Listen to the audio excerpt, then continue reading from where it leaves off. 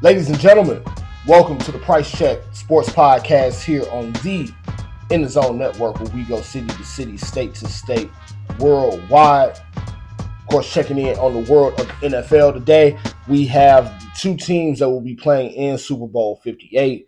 Down to one final game here for the NFL season. You got Chiefs versus 49ers. Now, we won't do a full Super Bowl preview this week as we still got a week in between now and when that preview is really going to be needed leading up until February 11th, Super Bowl Sunday. But, of course, we'll quickly hit on games from Sunday, talk some head coaching stuff from the NFL before doing a quick whip around of the NBA as well. Will be a short show today, but we'll still be hitting some good points nonetheless. So, of course, Sunday's conference championship games. You had the Ravens and Chiefs kicking off today. We are now at the point of like Brady-like territory with Patrick Mahomes in the sense that even as much as we wanted the Ravens to win, we just can't pick against Patrick Mahomes and the Chiefs at this point anymore. Underdog back-to-back games. They pulled those games out in pretty convincing fashion both weeks against the Bills and Ravens. The defense stepped up pretty big for them, especially in the second half on Sunday against Baltimore. And Baltimore just looked like a team that was rattled, did not have the same level of poise that Kansas City had. It really was just a difference between the defending champs and a team that is still aspiring to get to that level. And so, Chiefs are now, of course, going to enter into the Super Bowl with the underdog status yet again, going against San Francisco, a team that looked dead to rights in the first half against the Detroit Lions on Sunday. You had, of course, Eminem is in the crowd flipping the bird, flipping off the San Francisco fans. They jump out to a big lead to the Lions, 24-7 at halftime. And then gambling, Dan Campbell, man, the wheels just start to fall off of him. After that, they start the game up 24-7. They ultimately get outscored in the second half, 27-7. Not really a great showing in the second half as far as some of the coaching and clock management stuff with Dan Campbell. They go for it on three different fourth downs.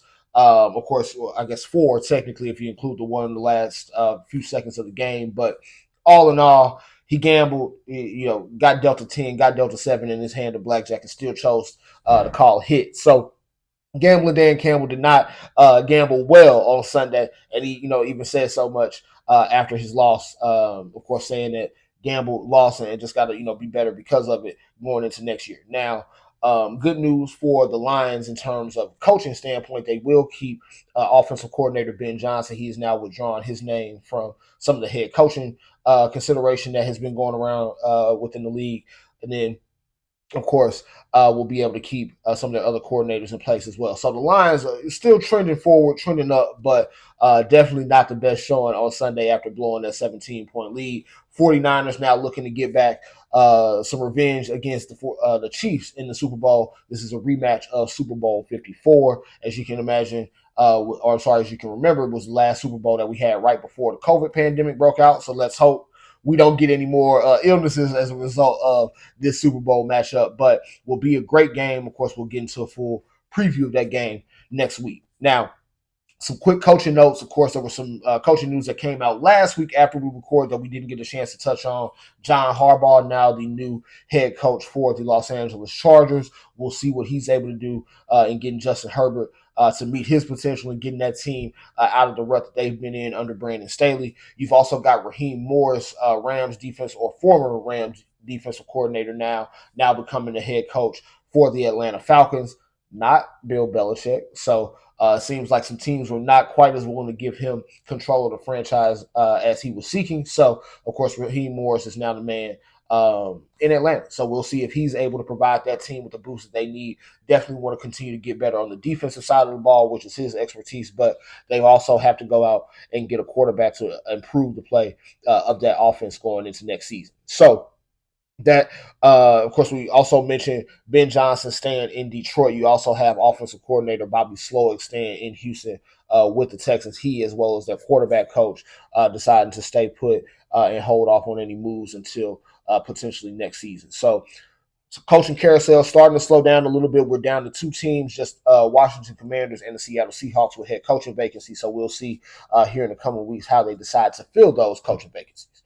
Now, on to the world of the NBA. And unfortunately, We have to start with the Los Angeles Lakers, a team that has, of course, been my favorite team for a while and has my root interest, but a team that is now a game under 500 yet again, 24-25 here, so now 49 games into the season, still under 500, two back-to-back losses, giving up 130 points in each of their last four games.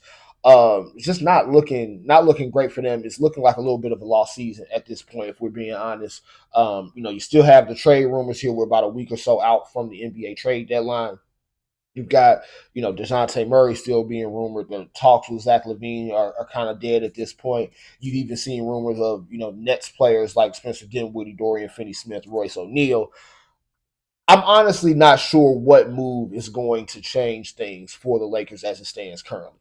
Of course, they took the loss last night without Anthony Davis in the lineup, but we've gotten a mostly healthy Anthony Davis all season. Is that going to be able to remain the case for the remainder of the year? We don't know.